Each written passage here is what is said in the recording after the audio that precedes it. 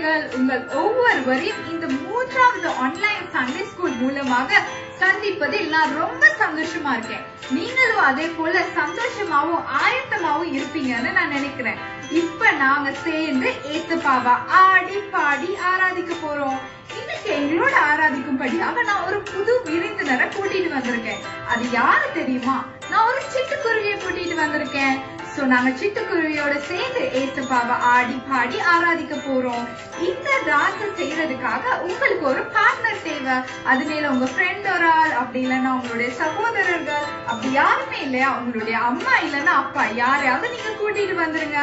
ஏன்னா நாங்க சிட்டுக்குருவி கிட்ட கேள்வி கேட்க போறோம். சிட்டுக்குருவி நமக்கு பதில் சொல்ல போகுது. இந்த பாடல நீங்க ஒவ்வொருவரும் எங்களோட சேர்ந்து சத்தமா பாடி ஏசப்பாவை ஆடி பாடி நாங்க ஆராதிப்போம். சின்ன சிட்டுக்குருவி, சின்ன சிட்டுக்குருவி, சந்தோஷமா படைச்சது யாரு? அங்கும் இங்கும் பறந்துக்கிட்டு ஆனந்தமாய் பாடுறி, அழகாக படைச்சது யாரு? சின்ன சிட்டுக்குருவி, சின்ன சிட்டுக்குருவி, சந்தோஷமா படைச்சது யாரு? அங்கும் இங்கும் பறந்துக்கிட்டு ஆனந்தமாய் பாடுறி, அழகாக படைச்சது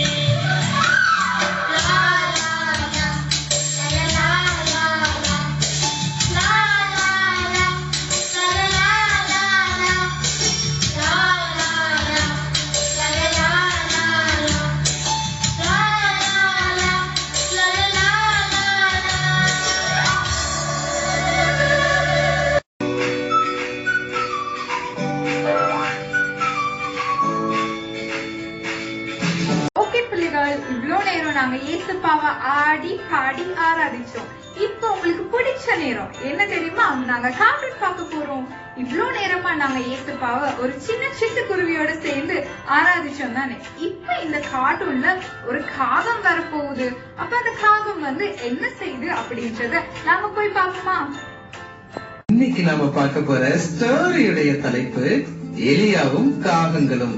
எலியாவும் காகங்களும். இங்க ஸ்டோரிக்குள்ள போகலாம். ஃப்ரெண்ட்ஸ், ராமுங்கிற அப்பாவுக்கு சாமுன்னு ஒரு குட்டி பையன், செல்ல பையன், நல்ல பையன் இருந்தான். அந்த பையனை கூட்டிட்டு தினமும் தோட்டத்துக்கு போவாங்க. தோட்டத்துல குக்கு குக்கு குக்கு குக்கு அப்படின்னு கூற பறவைகள்லாம் அங்க இருக்கும். அந்த பறவைகளுக்கு ஆசாசையா சாப்பாடு கொடுப்பாங்க. பறவைகள் சாப்பிடுறத அந்த குட்டி பையன் பார்த்து ரொம்ப சந்தோஷப்பட்டு ஆச்சரியத்தோடு பார்ப்பான். ஃப்ரெண்ட்ஸ், நீங்க பறவைகள் சாப்பிடுறத பார்த்துருக்கீங்களா? பறவைகளுக்கு சாப்பாடு வச்சிருக்கீங்களா? நீங்க பறவைகளோட விளையாண்டு இருக்கிறீங்களா? ஃப்ரெண்ட்ஸ், உங்களுக்கு பறவைகள் சாப்பாடு கொடுத்திருக்குதா? இன்னைக்கு நாம பார்க்க போற ஸ்டோரியில பறவைகள் ஒருத்தருக்கு சாப்பாடு கொடுத்துச்சு. ஃப்ரெண்ட்ஸ், இந்த இன்ட்ரெஸ்டிங்கான ஸ்டோரிய நாம பார்க்கலாமா?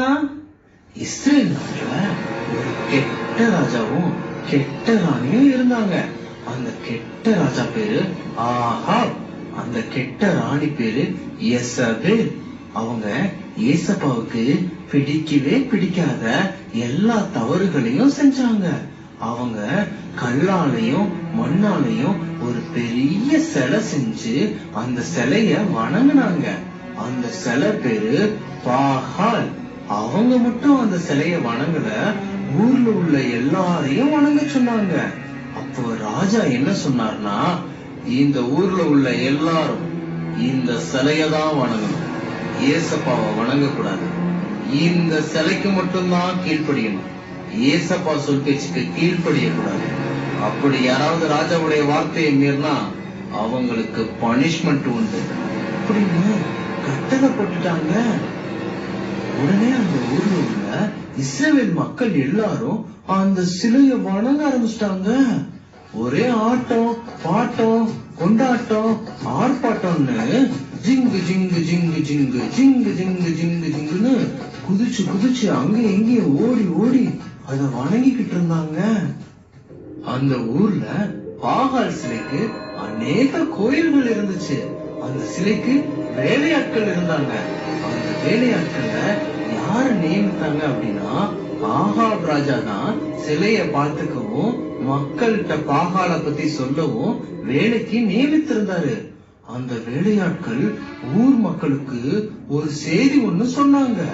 என்ன சொன்னாங்கன்னா, ஊர் மக்களே, நம்ம ஊரு நல்லா இருக்கணும், நம்ம ஊருக்கு நல்லா மழை பெய்யணும், ஆத்துல நல்லா தண்ணி ஓடணும், ஊர் நல்லா செழிப்பா பசுமையா இருக்கணும்னா நீங்க பாகால வணங்கணும். அப்போதான் பாகால் நமக்கு தேவையான மழைய கொடுப்பாங்க, ஆத்துல நல்லா தண்ணி ஓடும். அதனால பாகால் எல்லாரும் வணங்கணும் அப்படின்னு ஒரு செய்தி சொன்னாங்க. ஆனா அந்த செய்தி பொய்யான செய்தி. ஃப்ரெண்ட்ஸ், ஏன் பொய்ன்னு சொல்றேன்னா, நமக்கு யாரு மழை கொடுக்கறாங்க, யாரு ஆத்துல தண்ணி கொடுக்கறாங்க, யாரு நமக்கு சாப்பாடு கொடுக்கறாங்க? ஃப்ரெண்ட்ஸ், ஏசப்பா தானே. ஏசப்பா தான் இந்த உலகத்தை 7 நாள்ல படைச்சிருக்கிறாங்க. மரம், செடிகள், கொடிகள்லாம் முளைக்க பண்ணாங்க, பறவைகளை படைச்சாங்க, மீன்களை படைச்சாங்க, மிருகங்களை படைச்சாங்க, மனுஷர்கள் நம்ம எல்லாத்தையும் படைச்சாங்க. அப்ப நம்ம ஏசப்பா தானே எல்லாத்தையும் கொடுக்கறாங்க. அவங்க அந்த வேலையாட்கள் பொய் பேசினாங்கன்னு தெரியுதா? ஃப்ரெண்ட்ஸ், இது பொய்ன்னு தெரியாம அந்த ஊர் மக்கள்லாம் மழைக்காக பாகால் சிலைட்ட மறுபடியும் ஜிங்கு ஜிங்கு ஜிங்கு ஜிங்கு ஜிங்கு ஜிங்கு ஜிங்கு ஜிங்கு அப்படின்னு குதிச்சு குதிச்சு வணங்க ஆரம்பிச்சிட்டாங்க. அதே ஊர்ல பாகால் சிலைய வணங்காம ராஜா சொல் பேச்ச கேட்காம ஒரு தாத்தா இருந்தாங்க.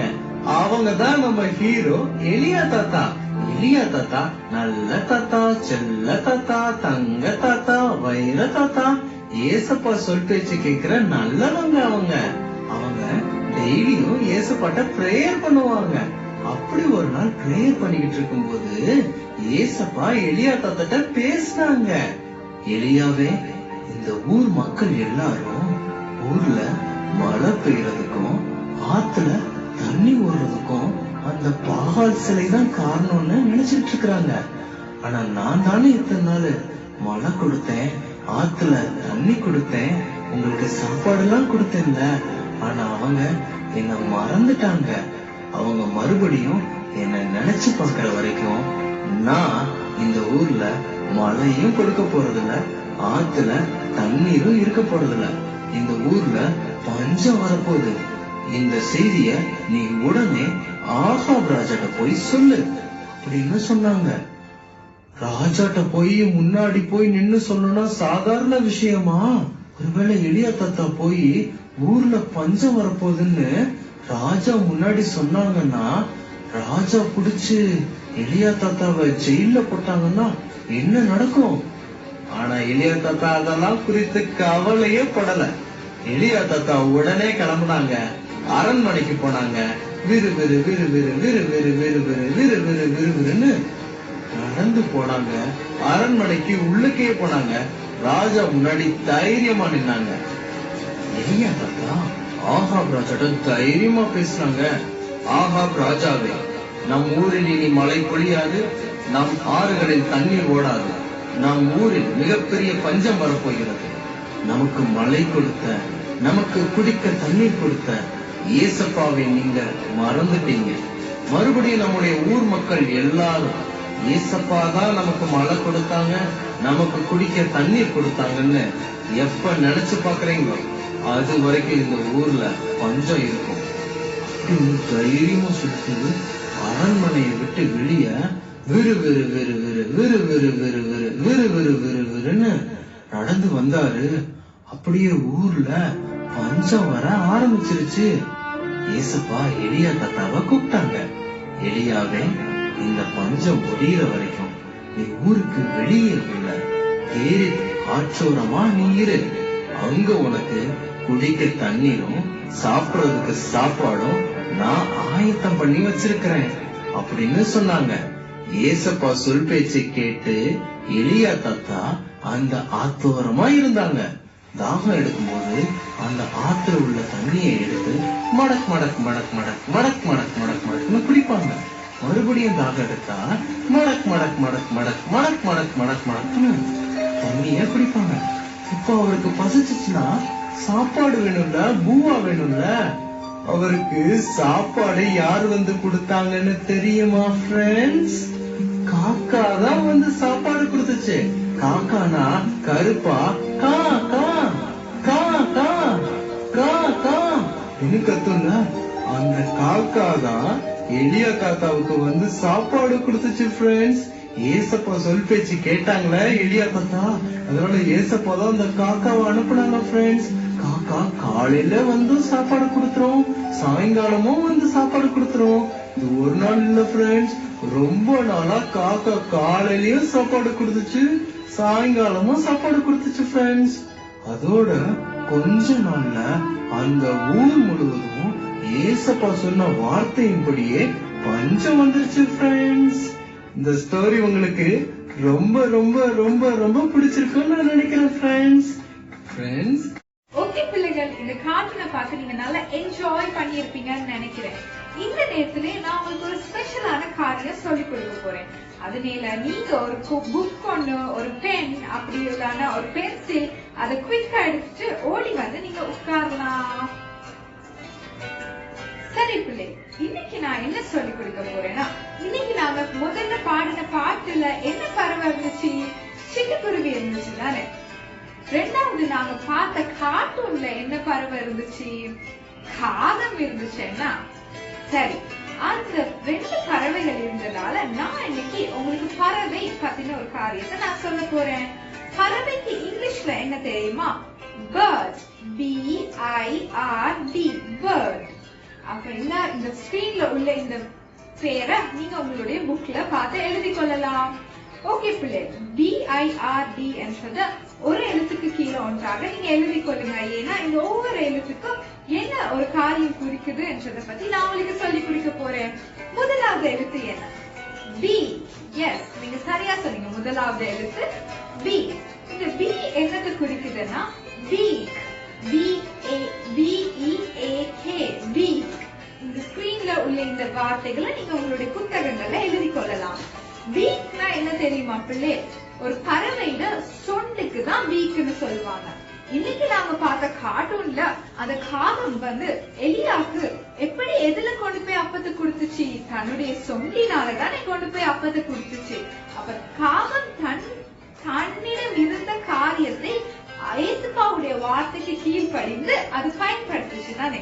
அதே போலதான் பிள்ளைகள் நாங்களும் எங்க கிட்ட என்ன இருக்குது, எங்களால என்ன முடியுமோ அந்த காரியங்களை ஏசப்பாவுடைய வார்த்தைக்கு கீழ்ப்படிந்து நாங்கள் பயன்படுத்தணும். உங்களால நல்லா பாட முடியுமா, நல்லா கதை சொல்ல முடியுமா, நீங்க ஏசப்பாட பாடல்களை பாடலாம். ஏசப்பாவுடைய கதைகளை உங்களுடைய ஃப்ரெண்ட்ஸுக்கு சொல்லலாம். நீங்க நல்லா ஜெபிக்கிறவங்களா அப்படின்னா உங்களுடைய ஃப்ரெண்ட்ஸுக்கு நீங்க ஜெபம் பண்ணலாம். நீங்க ஏசப்பாவுடைய வார்த்தைக்கு கீழ்ப்படுகிற பிள்ளைகளா இருக்கிற நிலை உங்களுடைய பெற்றோருக்கு நீங்க நிச்சயமா கீழ்ப்படியலாம். ஓகே பிள்ளை, இந்த பி என்னத்தை குறிக்குதுன்னா எங்களிடம் உள்ள காரியங்களை நாங்கள் ஏசப்பாவுக்காக பயன்படுத்தணும். அடுத்த லெட்டர் என்னது? ஐ. இந்த ஐ என்ன குறிக்குதுன்னா ஐ ஆம், நான். நான் என்ற வார்த்தை ஏசப்பாவுடைய பார்வையில நாங்க விலையேற பெற்ற பிள்ளைகளா இருக்கோம். நாங்க விசேஷித்த பிள்ளைகளா இருக்கிறோம். இன்னைக்கு பாடுன அந்த சிட்டுக்குருவி பாட்டுல கூட சிட்டுக்குருவி சொல்லிச்சு தானே, எங்களை காக்கிற ஆண்டவர் உங்களை காக்க மாட்டாரா, அவர் உங்களை தானே ரொம்பவும் நேசிக்கிறார்னு. அப்ப ஏசப்பா நாங்க விசேஷித்த பிள்ளைகளா இருக்கிறபடினால எங்களை ரொம்பவும் ஏசப்பா நேசிக்கிறவரா இருக்கிறார். சோ இது ஐ என்னத்தை குறிக்குதுன்னா ஐ ஆம். இந்த ஐ ஆம் என்ற வார்த்தைய உங்களுடைய புத்தகங்கள்ல நீங்க எழுதி கொள்ளுங்க. ஏசப்பா எங்களை ரொம்பவும் நேசிக்கிறவரா இருக்கிறபடியா, ஏன்னா நாங்கள் ஏசப்பாவுக்கு விசேஷித்த பிள்ளைகளா இருக்கிறோம். மூணாவது எழுத்து என்ன தெரியுமா பிள்ளை? ஆர். இந்த ஆர் என்னத்தை குறிக்குதுன்னா ரிமெம்பர். இந்த ரிமெம்பர் என்ற இந்த வார்த்தை உங்களுடைய புத்தகங்களை எழுதி கொள்ளுங்க. ரிமெம்பர்னா என்னன்னு தெரியுமா? ரிமெம்பர்னா நினைவு கூறுதல். ஏசப்பா செய்த நன்மைகளை நாங்க எப்பவும் நினைவு கூறணும் பிள்ளை. இந்த கதையில பாத்தீங்களா, இஸ்ரவேல் ஜனங்கள் ஏசப்பாவை மறந்தே போயிட்டாங்க. நாங்க அப்படி மறக்கிறதா இல்ல. நாங்க ஏசப்பாவை நாங்க எப்பவும் நினைவு கூறணும். ஏசப்பா உங்களுக்கு உடுத்த உடுப்பு கொடுத்திருக்காரு, உங்களுக்கு சாப்பிட சாப்பாடு கொடுத்திருக்காரு, உங்களுக்கு விளையாட நிறைய விளையாட்டு சாமான் கொடுத்திருக்காரு தானே. அப்ப ஏசப்பா உங்களுக்கு கொடுத்த ஒவ்வொரு காரியத்தினால ஏசப்பாவை நீங்க எப்பொழுது எல்லாவற்றிலும் நினைத்து நீங்க ஏசப்பாக்கு நன்றி சொல்லுகிற பிள்ளைகளா இருக்கணும். ஓகே, கடைசி எழுத்து என்னன்னா டி. ஓகே பிள்ளைகள், இந்த டி என்ன வார்த்தையை குறிக்குதுன்னா டெய்லி. சோ இந்த டெய்லி என்ற வார்த்தையை உங்களுடைய புத்தகங்களை நீங்க எழுதி கொள்ளுங்க. டெய்லினா என்ன தெரியுமா பிள்ளை? டெய்லினா ஒவ்வொரு நாளும். நாங்க ஏசப்பாவை ஒவ்வொரு நாளும் நினைத்து ஏசப்பாவுக்கு நாங்க ஒவ்வொரு நாளும் நன்றி செலுத்தணும், ஜெபம் பண்ணணும். அந்த காகம் பாத்தீங்களா, ஒரு நாள் ஏசப்பாவுடைய வார்த்தைக்கு கீழ்ப்படிஞ்சு எலியாவுக்கு கொடுத்துட்டு மத்த ஒவ்வொரு நாளும் கொடுக்காம போயிருச்சா? இல்ல, அது ஒவ்வொரு நாளும் எலியா தாத்தாக்கு அந்த அப்பத்தை கொண்டு வந்து கொடுத்துச்சு தானே. அதே போல நாம இப்ப நான் உங்களுக்கு சொல்லி கொடுக்கிற நேரம் மட்டும் ஏசப்பாவை நினைச்சு ஏசப்பாக்கு நன்றி சொல்லிட்டு அதுக்கப்புறம் நீங்க மறக்க கூடாது. நீங்க ஒவ்வொரு நாளும் ஏசப்பாவை நினைத்து ஏசப்பாக்கு நன்றி சொல்லணும். ஒவ்வொரு நாளும் நான் போன கிழமை உங்களுக்கு சொல்லி கொடுத்த காரியம் தனி ஜெபம் நீங்க செஞ்சு எனக்கு போட்டோஸ் கூட அனுப்பி இருந்தீங்க. சோ அந்த காரியத்தை கூட நீங்க ஒவ்வொரு நாளும் செய்யணும். ஓகே பிள்ளை, இந்த வேர்ட்ஸ் என்ற இந்த வார்த்தைய நாங்க இப்ப படிச்சோம். வி என்னது? வீக், சொண்டு. அதாவது உங்களிடம் உள்ள காரியத்தை நீங்க என்ன செய்யணும்? ஏசப்பாவுக்காக நீங்க பயன்படுத்தணும். ஐ என்னது? ஐ ஆம். நான் ஏசப்பாக்கு விசேஷித்த பிள்ளையா இருக்கிறேன். Are remember. ஏசப்பா செய்த நன்மைகளை நீங்க எப்பவும் நினைத்து ஏசப்பாவுக்கு நன்றி சொல்லணும். கடைசி எழுத்து இந்த டி என்னது? இந்த டி எனக்கு குறிக்குதுன்னா டெய்லி. ஒவ்வொரு நாளும் நீங்க ஏசப்பாவுக்கு நினைத்து ஜெபம் பண்ணி வேதம் வாசித்து நன்றி சொல்லணும். ஓகே பிள்ளை, இந்த புது காரியத்தை நீங்க படிச்சது உங்க ஒவ்வொருவருக்கும் ஆசீர்வாதமா இருந்திருக்கும்னு நான் நினைக்கிறேன். சோ இன்னைக்கு நீங்க இந்த புக்ல எழுத காரியங்களை நீங்க திருப்பி பார்க்கலாம். பேர்டுனா என்னது? பறவைகள். நீங்க இன்னைக்கு என்ன பறவை பத்தி படிச்சீங்க? சிட்டுக்குருவிய பத்தியும் காகத்தை பத்தியும் படிச்சீங்க. சோ இந்த கதைகளை நீங்க உங்க ஃப்ரெண்ட்ஸுக்கு சொல்லலாம். இன்னைக்கு நான் சொல்லி கொடுத்த ஒவ்வொரு காரியத்தையும் நீங்க வாழ்க்கையில உங்களுடைய ஒவ்வொரு நாளிலும் நீங்க அதை பிராக்டிஸ் பண்ணலாம். நான் சொல்லி கொடுத்த காரியங்களை நீங்க செய்யணும், பெற்றோருக்கு கீழ்ப்படியணும், ஜெபம் பண்ணணும். ஏன்னா நீங்க ஏசுப்பாவுடைய விசேஷித்த பிள்ளைகளா இருக்கீங்க. அதுவும் அந்த சிட்டுக்குருவிகளை விட நீங்க வெளியேற பெற்ற பிள்ளைகளா இருக்கிறீங்க. ஏசுப்பா உங்களை அனுதினமும் அவர் எப்பவுமே உங்களை பார்த்து கொண்டே இருக்கார் பிள்ளை. சோ இந்த காரியம், இந்த கிளாஸ் உங்களுக்கு ரொம்ப ஆசீர்வாதமா இருந்திருக்கும்னு நினைக்கிறேன். சோ இம்மட்டும் இதை பார்த்து உங்களை ஒவ்வொருத்தரையும் ஏசு பார்த்தாமே ஆசீர்வதிப்பாராக.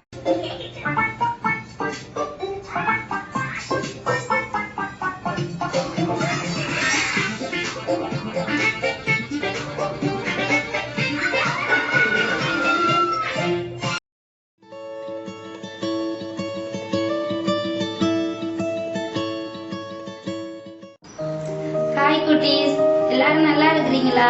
இன்னைக்கு எல்லாரும் பாட்டு பாடினீங்க, கதையெல்லாம் கேட்டீங்க. இப்ப அக்காவோட சேர்ந்து மரண வசனம் மரணம் செய்ய போறீங்க. இன்னைக்கு நாங்க மரணம் செய்ய போறதான மரண வசனம் லூக்கா 12ஆம் அதிகாரம் 24ஆம் வசனம். எல்லாரும் என்னோட முதல் அக்கா சொல்றேன், பிறகு எல்லாரும் என்னோட சேர்ந்து சொல்லுங்க. பறவைகளை பார்க்கிலும் நீங்கள் எவ்வளவோ விசேஷித்தவர்களாய் இருக்கிறீர்கள். லூக்கா 12ஆம் அதிகாரம் 24ஆம் வசனம்.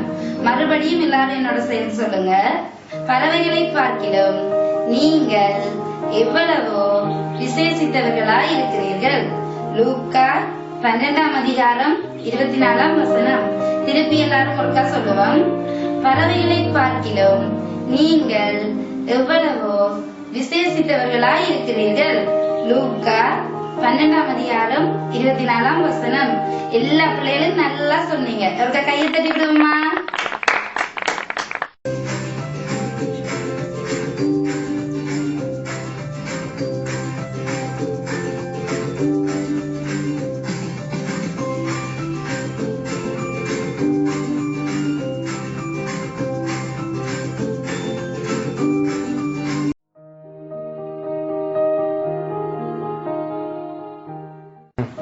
ஹாய் குட்டீஸ், நீங்க எல்லாரும் எப்படி இருக்கீங்க? ஏசு பாடிக்கவேல நீங்க எல்லாரும் நல்லா இருப்பீங்கன்னு நான் விசுவாசிக்கிறேன். ஓகே, நீங்க இன்னைக்கு ஸ்டோரி ஒன்று பாத்தீங்க. என்ன ஸ்டோரி? எலியாவும் காகமும் என்ற ஸ்டோரி பாத்தீங்க.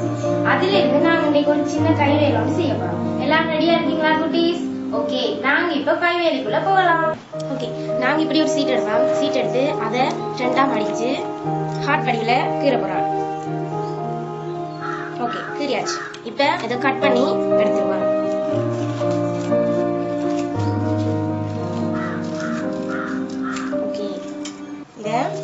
இப்படி ஹார்ட் படியில கட் பண்ணி எடுத்துட்டோம். இப்ப அதே போல ஒயிட் கலர் ஷீட்ல அதையும் ரெண்டா மடிக்க போறோம். ஓகே, இப்படி ரெண்டா மடிச்சிட்டோம். அதையும் இப்படி ஒரு ஹார்ட் படியில கீறி கட் பண்ணி எடுத்துருவோம்.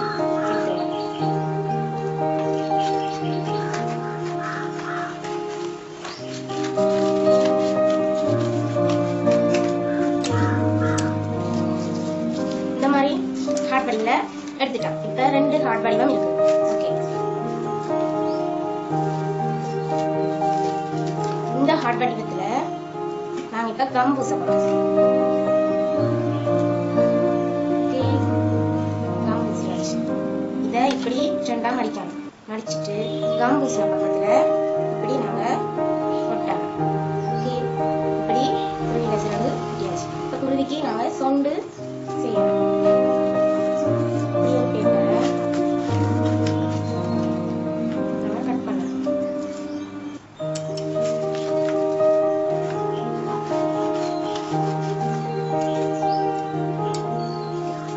ரெண்டா மடிக்க போறோம். ரெண்டா மடிச்சிட்டு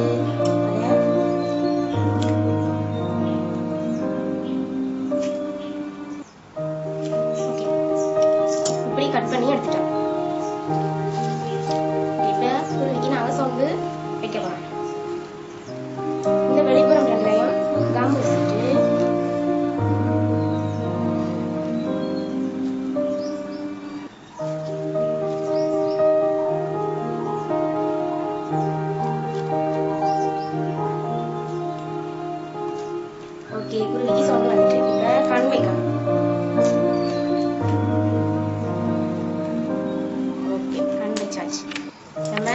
படிச்ச மனன வசனத்தை இதுல எழுத போறோம்.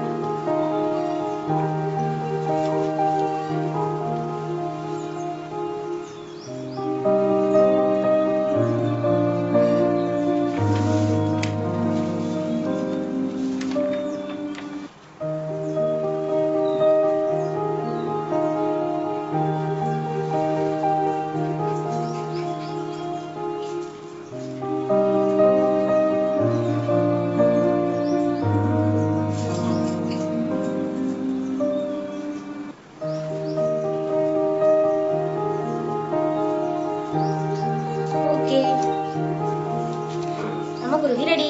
இப்படி நீங்க எல்லாரும் செய்து இந்த மாதிரி நூல்ல கட்டி தொங்க விடலாம். இப்ப நாங்க குருவி ரெடி பண்ணிட்டோம். இந்த மாதிரி நீங்களும் குருவி செஞ்சு போட்டோ எடுத்து அக்காவுக்கு அனுப்பி வைக்கணும். ஓகே, பாய் குட்டீஸ், காட் பிளஸ் யூ.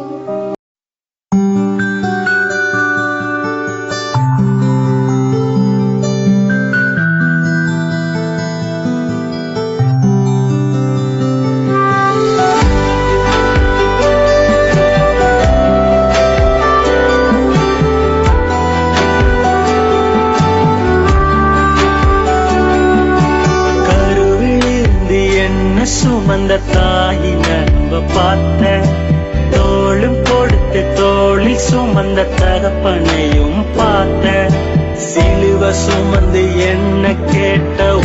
ஓகே பிள்ளைகள், இவ்ளோ நேரம் இந்த ப்ரோக்ராமை நீங்க நல்லா என்ஜாய் பண்ணிருப்பீங்கன்னு நினைக்கிறேன். இந்த நேரத்திலயும் நீங்க கற்றுக்கொண்ட அந்த கைவேலைய மறக்காம செஞ்சு உங்களுடைய ஓய்வு நாள் பாடசாலை ஆசிரியர்களுக்கு வருகிற ஞாயிற்றுக்கிழமைக்கு முன்பதாக நீங்க அனுப்பி வச்சிடணும். ஓகே கிட்ஸ், இவ்வளோ நேரம் இந்த ப்ரோக்ராமை பார்த்து உங்கள் ஒவ்வொருவரையும் ஏசப்பா தாமே மேலும் ஆசீர்வதிப்பாராக. God bless you.